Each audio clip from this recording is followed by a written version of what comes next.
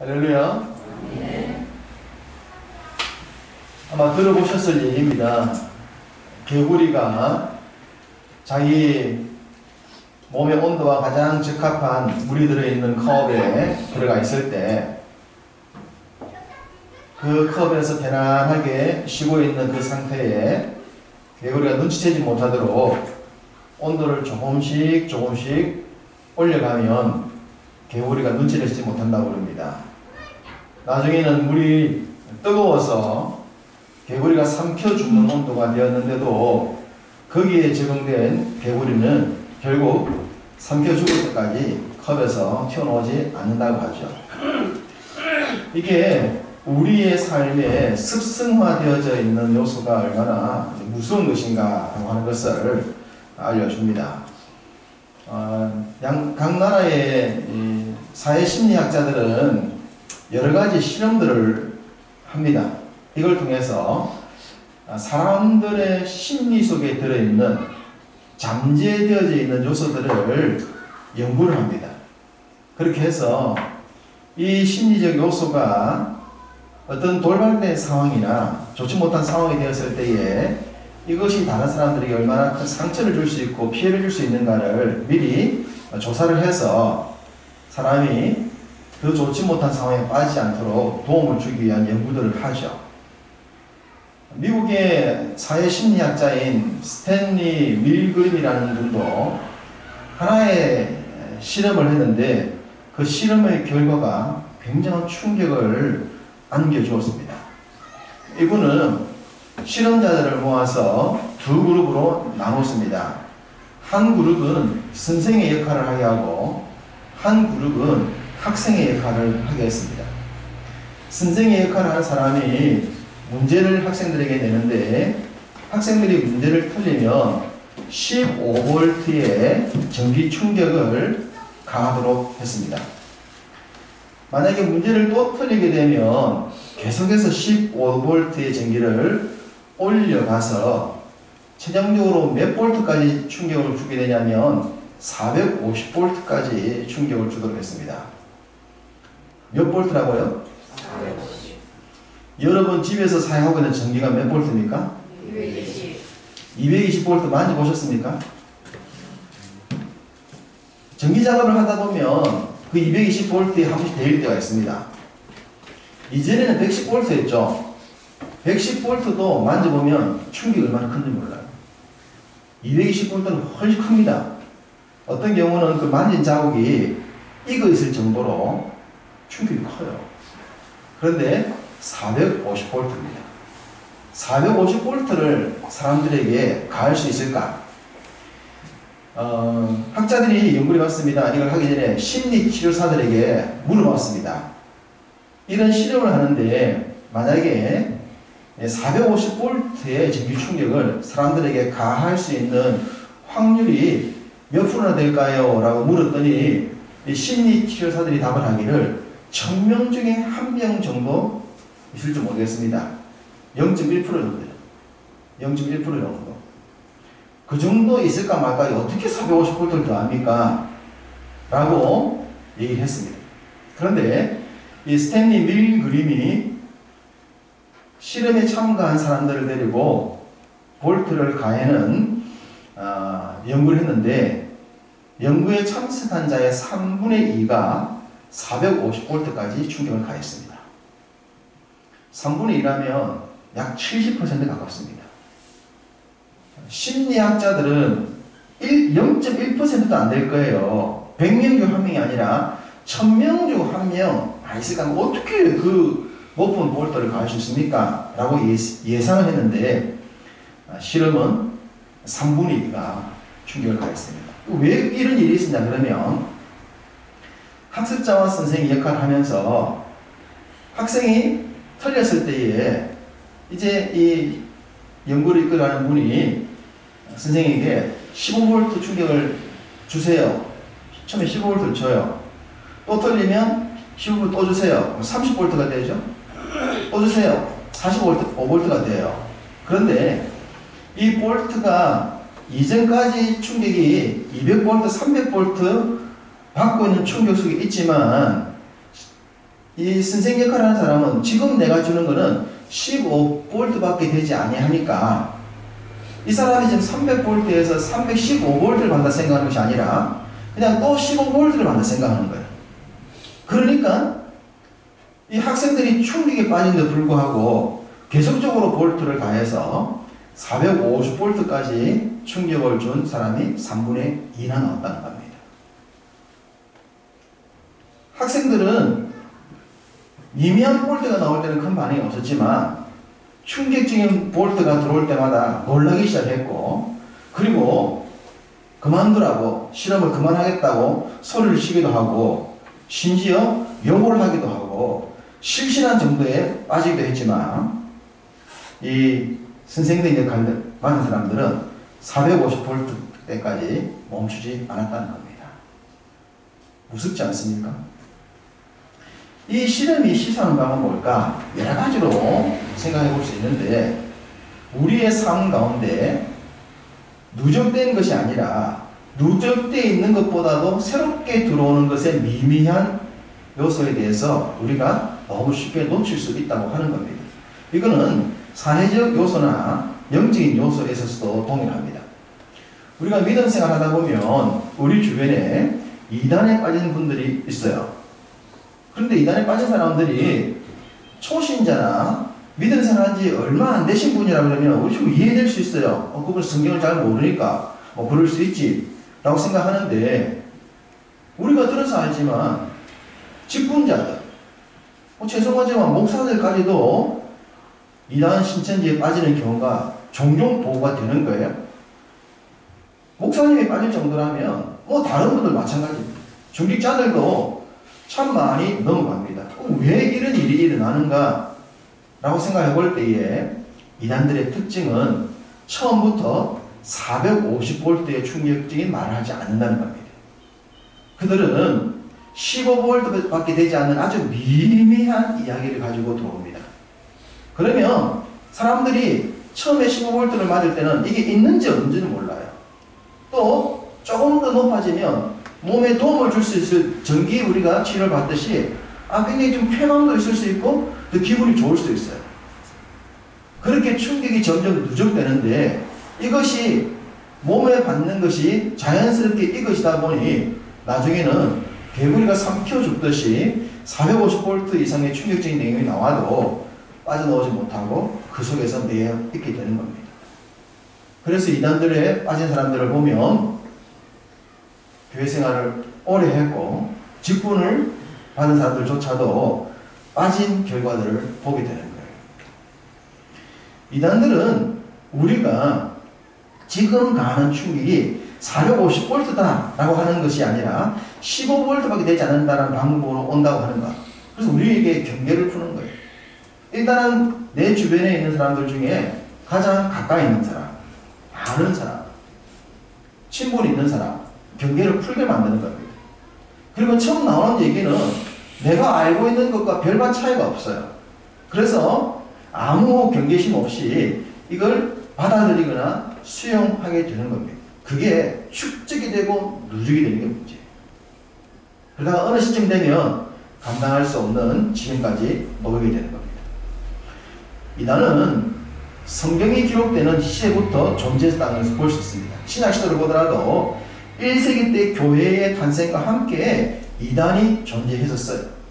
그때 그 이단들도 동일하게 처음에는 아주 작은 얘기, 15V밖에 되지 않는 미미한 변화를 가지고 접근을 했을 것이고, 그렇게 들어온 접근을 막아내지 못했던 사람들은 결국 나중에 더 심각한 이야기를 해도 그것을 그냥 그대로 받아들여서 진리로부터 멀어지고 마는 결과를 가져온 것입니다.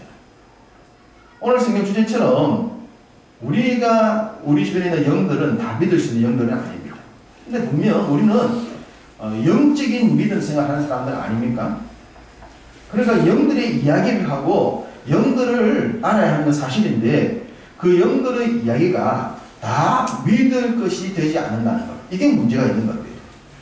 어떤 영이 옳은 영인지 어떤 영이 잘못된 영인지를 알지 못한다면 우리 삶에 심각한 결과를 가져온다는 거예요. 그래서 오늘 보면 1절을 보시면 이렇게 말합니다. 사랑하는 자들아 영을 다 믿지 말고 오직 영들이 하나님께 속하였는지를 분별하라. 많은 거짓 선지자가 세상에 나왔습니다. 하면서 분별을 하라. 분별을 해야 됩니다. 영들은 다 믿을 수 있는 게 아닙니다. 우리는 믿음 생활을 하는 사람들이기 때문에 영적인데 굉장히 관심이 많아요. 영적인 현상들에 관심이 많아요.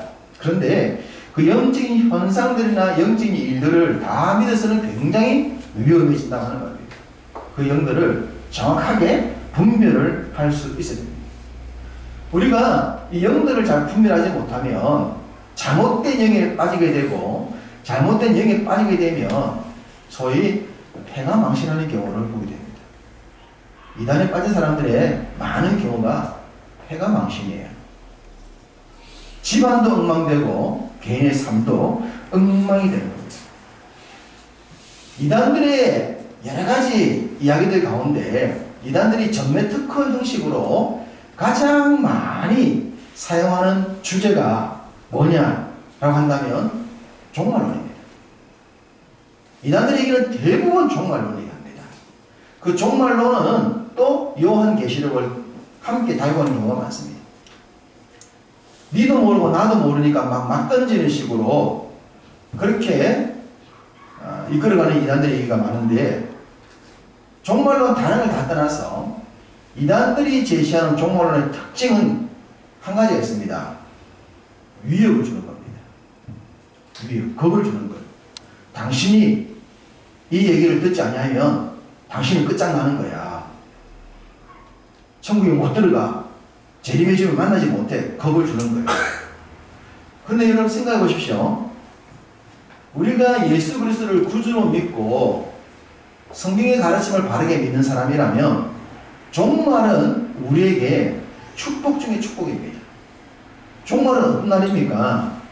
하나님의 나라에 들어가는 날입니다. 우리 인생 졸업하는 날입니다. 졸업하고 그 나라에 들어가는 날이에요.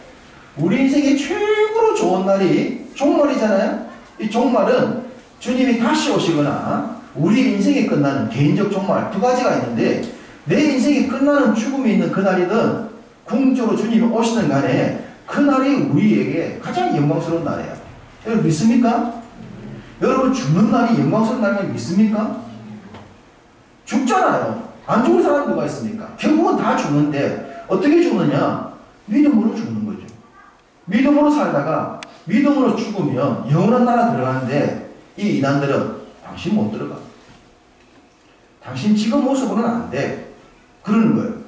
그런 말들은 어떤 생각이 있습니까? 아 그래 내가 집사는 집사이지만 내가 뭐 우리 교회 뭐 집사도 아닌 것 같이 뭐 좀 그렇고 좀 그런데 당신 그 정도 믿음 생활 천국 갈 수 있다 생각하나? 천국이 그렇게 만만한 곳이냐? 그런 식으로 접근. 성경 얼마나 알고 있는데? 성경 몇 번이나 읽었어? 이런 식으로 치고 들어오면 전부 다 쫄려가지고 바짝 겁을 내는 거예요. 그 어쩌면 됩니까? 라고 말하면 그래가 되겠나? 훈련받아야지. 헌신해야지. 집중해야지. 그래서 이단들이 빠지면 나중에 재산도 갖다 바치고 직장도 포기하고 그들의 가슴 속에 몰입돼 버립니다. 이단들이 쓰는 가장 큰 주제 종말. 이거 여러분 겁을 내지 마십시오. 종말은 우리 삶의 최고의 날이다. 이 종말을 가지고 위협을 여러분에게 준 자가 있다면 경계하면 됩니다. 종말을 우리의 신앙에 위협을 가져온 사람들은 대부분이 이단에 관심 없습니다. 종말은 그런 날이 아니에요. 영광스러운 날이에요. 물론 우리가 부족한 건 있지만 안 부족한 사람이 누가 있겠습니까? 누가 부족하겠습니까? 다 부족하고 모자란 사람들이죠. 그런 우리를 주님이 용납하고 사랑하셔가지고 자녀 삼아 주셨는데 그렇게 자녀 삼아 줘 놓고 난 뒤는 아이고 니 딱 보니까 고락선이 그래가지고 아이고 니 안 되겠다. 그러실 하나님입니까? 그런 하나님이 아니십니다. 그러니 종말을 다루는 이단의 가르침을 여러분 경계하십시오. 성경은 우리에게 세상 속의 그리스도인의 삶을 말씀하십니다. 예수님이 성령이 임하면 땅끝까지 가라 하신 말씀 뭡니까? 너희들끼리 좋다고 몰려있지 말고 너희 나가라 보내신 거예요. 삶의 현장으로 보내는 거예요. 생활 속에서 예수 믿는 사람으로 사는 것 아닙니까? 세상 속의 그리스도. 그래서 빛과 소금이라는 것이 세상 속 얘기지 우리끼리 얘기가 아니란 말입니다. 나가야 되는 거예요. 나가야 되는데 이단들은 못 나가게 하는 겁니다. 이단들은 어떻게 합니까? 자기들에게로만 모이게 만들어요. 다른 데는 안 된다는 거예요. 자기들한테만 와. 그리고 네가 지금 학교 갈 시간이 어디 있어? 직장 다닐 시간 어디 있어? 여기서 지금 공부하고 훈련해가지고 기도하고 있다가 종말을 맞이해야 되지. 그래서 이단에 빠지게 되면 직장을 그만둡니다. 학교를 그만둡니다. 집에서 나오라 그럽니다. 야, 너 집에 있는 사람들이 원수야. 너 부모님이 네 방해하지? 부모님이 이해 못하지? 집에서 나와. 집으로도 나오게 만듭니다. 집에서 나오게 만들고 직장 그만두게 만들고 학업 그만두게 만들고 이 사람들의 집단 모임에 들어가는 거예요. 그리고 거기서 최소한의 삶을 살게 만드는 거죠. 그들 중에 매여서 모든 것들 다 갖다 바치고. 이게 우리 주변에 들어와 있는 이단들이다라고 하는 것을 성경이 말하고 있습니다. 우리 교회가 있는 지역에서 조금만 가면 기장에 신앙촌이라는 곳이 있죠. 아시죠? 천부교, 전도관에서 만든 이단이지 않습니까? 그게 신앙촌을 만들었어요. 지금도 신앙촌이 기장에 가면 있는데 그게 들어가 있는 사람들은요, 그래서 나오지 못해요. 왜? 재산 다 바치고 들어가거든요. 재산 다 바치고 들어가서 주님 재림을 맞이했는데 밖에서는 죽었어요. 이 천부교 끝났어요, 지금. 그런데 그 사람은 못 나옵니다. 갈 데가 없습니다. 그러니까 그 집단촌에서 뭐 물건 좀 만들어가지고 이게 뭐 신앙촌 제품이 돼가지고 우리 주변에 상가되는데 그래가지고 겨우 사는 거예요. 해가 망신한 사람들 얘기입니다. 통일교, 문선명이 죽지 않습니까? 그런데 이 통일교는 얼마 전까지만 하더라도 정상적인 가정생활을 다 무너뜨렸어요. 집단결혼, 합동식, 여러분 합동결혼식 보셨죠? 매천상식. 이 사람들 초원이 아니에요. 살고 있는 사람들인데 뭐 동양의 뭐 메시아 뭐 이런 식으로 갖다 보셔서 한국 사람과 결혼해야 된다. 결혼하고 있는 사람을 또 결혼을 시키네. 그래가지고 매천상식 체육관에 모아서 결혼을 시키는 가정을 파괴하는 이런 이단들. 그런데 어떤 사람들이 거기 빠져가지고 말도 안 되는 그런 행동을 하고 있는 거예요. 이번 코로나 사태 때는 신천지의 본성이 들통나지 않았습니까? 여러분 이만희 씨 보셨죠? 그 이만희 할아버지가 말도 어눌하신 그분이 나와서 카메라 앞에서 한 행동 보지 않았습니까? 그 할아버지가 죽지 않을 메시아라고 합니다. 그분을 안 죽는다고 지금 신천지가 믿고 있는 겁니다. 죽지 않는 메시아라는 그 할아버지를 죽지 않을 메시아라고 보고 있는 거예요. 여러분 생각에 그분이 안 죽을 것 같습니까? 아니 안 죽을 것 같으면 좀 죄송한 편이지만 그렇게 안 늙었으면 좋겠다. 그렇게 초라하게 말이지 옆에서 말해주는 것이 지시나 받고 있는 그런 할아버지를 죽지 않을 메시아라고 믿고 있는 그 신천지가 이해가 됩니까? 그런데 얼마나 많은 기존 교인들이 그 신천지 들어갔습니까? 지금도 못 나오고 있습니다. 지금도 여전히 그분이 안 죽을 거라 생각하고 있습니다. 이해가 안 되죠. 이해가 안 되지만 현실인 거예요. 왜 그런가? 서서히 가해진 충격에 길들여졌기 때문입니다. 처음부터 잘못된 것을 15%도 딱 잡아낼 수 있는, 분별할 수 있는 능력이 있고 지식이 있고 영성이 있으면 다행인데 이 15V, 30V 몸에 적당한 50V 이걸 그냥 그대로 기분 좋게 받아들여 버리니 나중에는 더 큰 충격이 가해져도 모르는 거예요. 요한 1서를 쓰면서 그 시대의 이단에 대한 얘기를 하고 있습니다. 그 시대의 이단은 영지주의 이단입니다. 영지주의. 성경에 기록된 최초의 이단이 영지주의입니다. 영은 거룩하고 육은 악하다 라고 생각했던 이단이에요. 이 이단의 얘기가 오늘 보면 2절과 3절에 보면 이들 주장이 간단하게 나와 있습니다. 뭡니까? 예수님이 육체로 오신 것을 시인하느냐 하지 않느냐 이게 기준입니다. 예수님이 육체로 오신 것을 믿느냐 믿지 않느냐는 겁니다. 영지주의는 영은 거룩하고 육은 악하기 때문에 예수님이 육체로 오신 것이 아니다라고 했어요. 왜? 거룩하신 하나님이 어떻게 죄를 범하는 육으로 올 수가 있냐? 그럴 수가 없다라고 얘기한 거예요. 당신이 죄를 짓는 것은 당신의 몸이 짓는 것이지 당신의 생각이 아니잖아. 당신 생각은 죄를 안 지고 싶지만 당신 몸이 죄를 짓잖아. 그럼 몸이 문제야. 몸이 악해. 그런데 그 악한 몸을 가진 육으로 하나님 오실 수 있겠니? 그 말도 안 되지. 라고 하니까 그럴듯하지 않습니까? 그럴듯해요. 그래서 예수님이 육체로 오신 것을 믿지 않고 믿어서는 안 된다라는 영지주의 이단이 요한 1세가 기록된 그 시대 1세기 때부터 교회 속에 들어와 있었던 겁니다. 요한이 이걸 잘 알고 이단들 아주 작은 다름을 가지고 들어오는 이들의 이단들을 분별하고 그들을 멀리해라 라고 한 거예요. 예수님이 만약 육체를 입지 않으셨다면 그들 주장처럼 예수님이 몸을 입지 않으셨다면 어떤 문제가 생기겠습니까? 예수님이 이 땅에 오셔서 배고프다 힘들어하셨다는 게 다 거짓말입니다. 예수님 시장하셨잖아요. 피곤하셨잖아요. 눈물 흘리셨잖아요. 다 가짜가 되는 겁니다. 예수님 십자가 위에 못 박힌 것도 가짜가 됩니다. 십자가 위에서 고통 당하신 것도 가짜가 됩니다. 그가 우리를 위해서 대신 죽어주신 것도 가짜가 되는 겁니다. 그분이 부활도 가짜가 되는 겁니다. 모든 것 가짜가 되는 거예요. 육을 가진 우리 인생이 지옥에 갈 수밖에 없었는데 이 육을 가진 우리 인생들을 대속하시기 위해서 그분이 우리와 똑같은 몸을 입으셔야 됐고 그 죄가 없으신 상태로 오셔서 우리를 위해 대신 죽어주시고 살아나셔야만 우리의 죄가 대신 사함받을 수 있는데 그가 육으로 오신 것이 아니라면 우리는 여전히 죄인 가운데 있고 죄악 가운데 있고 원죄는 없어지지 않았고 우리는 지옥으로 가는 존재가 될 수밖에 없는 겁니다.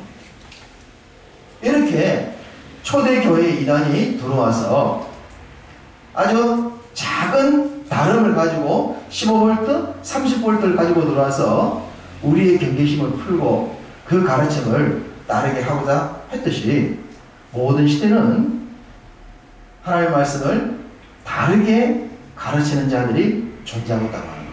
왜냐 그러면 악한 사탄이 모든 시대에 존재하기 때문입니다. 이 사탄은 우리가 예수 믿고 천국 가는 것을 싫어하기 때문에 어떻게 하든지 우리가 예수를 못 믿게 만들고 잘못 믿게 만들어서 지옥 가게 만드는 게 목적인 거예요. 이 적그리스도, 그리스도가 아닌 적그리스도 이를 분별하고 막아내어야 합니다. 마태복음 24장 한번 보겠습니다. 신약성경 제일 첫 번째 책인 마태복음 24장 23절입니다. 앞으로 넘어가시면 신약성경 첫 번째 책인 마태복음 24장 23절 말씀 같이 읽어보겠습니다. 그때 사탄이 너희에게 말하되 보라 그리스도가 여기 있다 혹은 저기 있다 하여도 믿지 마라. 그리스도가 여기 있다 저기 있다 여기가 신비한 여기 있다 저기도 신비한 여기 있다 이런 사태가 생긴다는 거예요.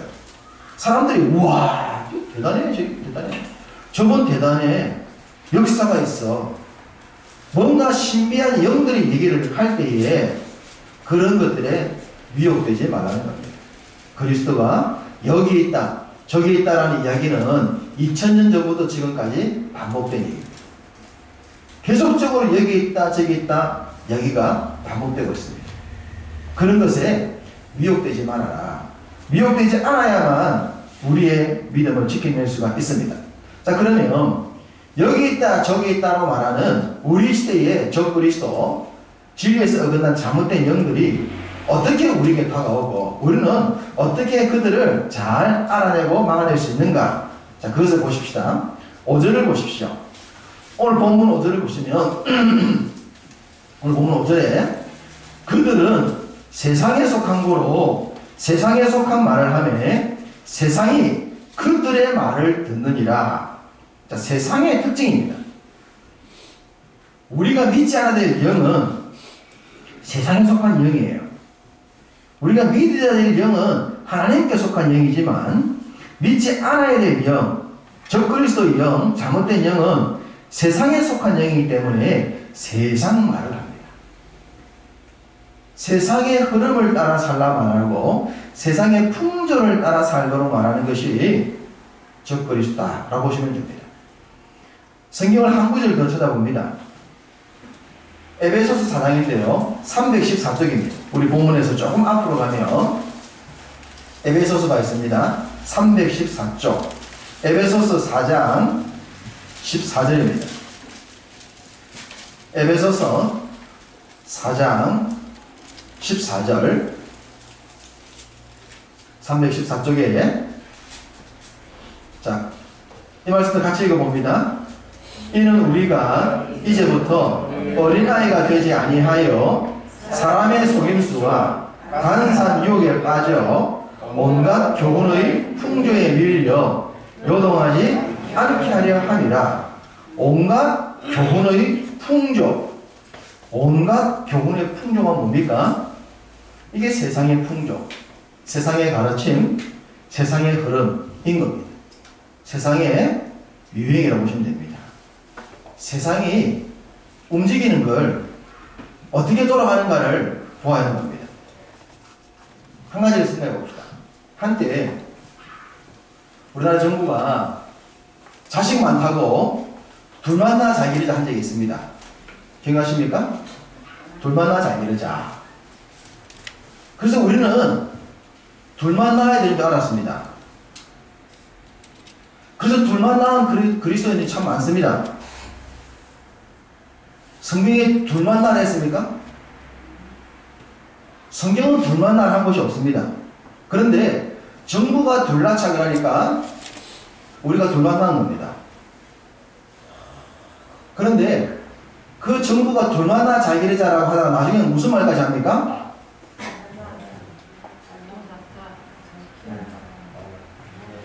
열명 자식 안 물었다. 잘난 딸이나 아들 하나만 된다. 하나만 낳겠습니다.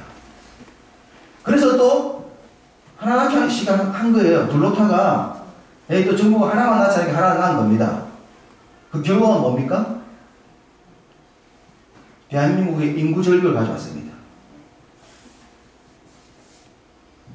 깜짝 놀란 겁니다. 대한민국이 생산 인력이 없어져 버린 거예요. 이게 세상의 흐름이에요. 정부가 정책을 세워서 세상의 흐름을 끌어가는데 우리는 그 국가 정책과 성경의 가르침을 볼 때 성경 말씀보다도 국가 정책을 더 신뢰를 한다는 겁니다. 세상의 풍조를, 세상의 흐름을 더 민감하게 받아들인다는 거예요. 그래서 자식을 더 낳아야 함에도 불구하고 둘만 낳거나 하나만 낳으면 된다는 생각을 가지고 있다가 어느 순간 깜짝 놀란 겁니다. 그러면 지금 어떻습니까? 지금 분위기는 사회적으로 하나만 낳자는 겁니다. 하나만. 왜냐? 자식 키우는데 돈이 많이 들어. 돈이 많이 드니까 하나만 낳아서 똑똑하게 잘 키우고 있다는 거예요. 그런데 요즘 여러분, 하나만 낳아서 잘 키운 아이들이 사회적 문제를 얼마나 심각하게 일으키고 있습니까? 이 지금 대한민국 하나만 낳아서 그 아이에 집중해가지고 이적을 키운 아이들 때문에 지금 우리 미래가 어떻게 될지 몰라요. 왜 세상 기준으로 아이를 키우려 하는지 모르겠어. 그 아이는 몰빵을 하겠다는 거예요. 그 아이가 경쟁도 없는 가정에서 부모로부터 모든 것들을 독식해서 받고 사는 그 아이가 사회생활을 바르게 할 수 있을까요? 어려움을 당했을 때 이겨낼 수 있을까요? 그렇게 하나 톡톡 가르쳤는데 가르치는데 똑똑해집니까? 그렇지 않습니다. 왜 세상 기준에 맞춰서 세상 사람들처럼 그렇게 아이를 가르치려고 하는지 모르겠어요.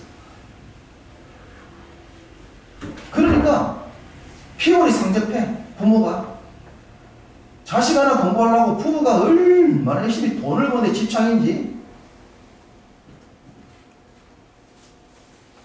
요즘에 또 하나의 흐름이 있습니다. 영끌 아시죠? 영끌 뭡니까? 영혼을 끌어모아서 뭘 하겠다는 거예요? 집 하나 사겠다는 거 아닙니까? 지금 대한민국의 청년들은 영끌입니다. 영혼을 끌어모아서 집 한 채 사는 것이 인생의 목표입니다. 인생의 목표가 영혼을 끌어모아서 집 하나 사는 것이 다인 인생. 이게 지금 우리가 사는 대한민국의 사조예요. 풍조예요. 흐름이에요. 이 흐름을 따라 살다가 영혼 끌어모아서 집 하나 딱 갖고 있다가 뭐 할 텐데요, 나중에. 그게 우리 인생의 무슨 목적이 될 수 있습니까? 근데 세상은 우리에게 이런 식으로 말씀과 동떨어지게 살게 만드는 겁니다. 영혼을 끌어모을 정도니 표현할 시간 어디 있으며 헌금할 돈 어디 있어요? 부모님한테 지금 도와줄 돈 어디 있어요? 내 인생을 위해서 치장할 돈 어디 있어요? 영혼을 끌어모아서 집 하나 사는데 다 끌어모았는데 아무것도 할 게 없어요. 그러다가 집값 폭락하거나 집값 문제 생기면 속된 말로 인생 끝나는 겁니다. 이 상태로 가다가 젊은이의 미래가 없어요. 대한민국 미래가 없는 거잖아요. 이 사탄이 우리 삶에 세상의 풍조를 다 밀어넣어서 따라하게 만드는 거예요. 그렇게 하라고. 근데 믿는 우리들도 거기에 휩쓸려가지고 자식한테 몰빵하고 아빠한테 몰빵하고 더 중요한 것들은 돌아보도 못하고 자기 인생을 돌아보도 못하고 하나님이 주신 안식도 누리지 못하고 물질에 대한 자유도 누리지 못하고 사탄이 그렇게 우리를 세상의 자유된 사조 속으로 끌어가고 있다는 것을 잊지 말아야 됩니다. 그러면 어떻게 됩니까? 결론은 간단하잖아요. 6절 말씀. 우리는 하나님께 속하였으니 하나님을 아는 자는 하나님의 말, 우리가 가르치는 말씀을 듣는다. 어디에 속했냐는 겁니다. 세상에 속했느냐? 하나님께 속했느냐? 세상에 속한 자는 세상 말을 듣지만 하나님께 속한 자는 주의 가르침을 받는다. 우리가 세상에 속하지 않았다면 세상 사조, 국가가 말하고 정부가 말하고 매스컴이 말하고 세상 흐름이 어떻게 된다. 그 말 듣지 말라는 거예요. 그냥 그렇구나. 요즘 이렇게 돌아가는구나. 그러면 살면서 말씀에 가르쳤다가 어떻게 살아야 될 것이냐. 더 중요한 게 뭐냐. 하나님께 속한 자로서 하나님이 나에게 기대하시는 게 뭔가. 이걸 잊지 않아야 인생이 패망하지 않고 불행하지 않습니다. 자신도 불행하지 않고 주변 사람도 불행하지 않습니다. 가정을 이루더라도 그 가정이 온 가족들이 불행하지 않게 되는 거예요.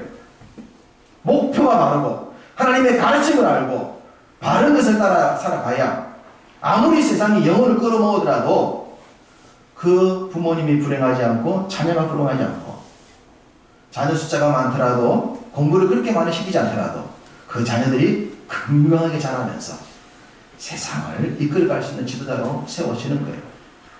공부 많이 시키고 똑똑해서 되는 것이 아니라는 것. 우리가 믿음의 바른 가르침 속에서 세워놓으면 하나님이 그 아이의 삶에 개입하시고 하나님이 그의 지혜와 총명을 이끄셔서 세상을 이기게 하신 겁니다. 여러분, 요즘요 아이디어 하나만 있으면 돈 버는 거 정말 쉬워 보이더라고요.